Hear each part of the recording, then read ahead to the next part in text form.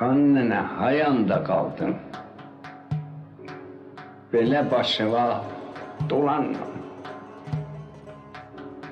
Necə mən səni itirdim, da sənin tayın tapılmaz. Sən ölən gündən mən gəldin, məni götdü ayrı kəndə. Mən uşaq nə anlayaydım. Başımı qatıb uşaqlar, neçə gün mən orada qaldım. Qayıdıb gələndə baxdım, yerimi yığışdırıblar.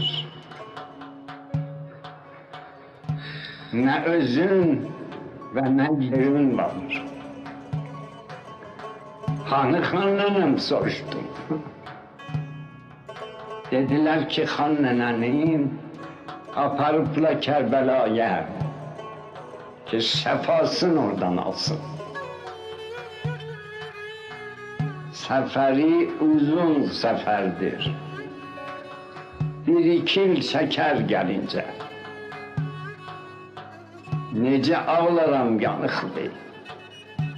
Neçə gün elə çığırdım ki səsim sinəm tutuldu.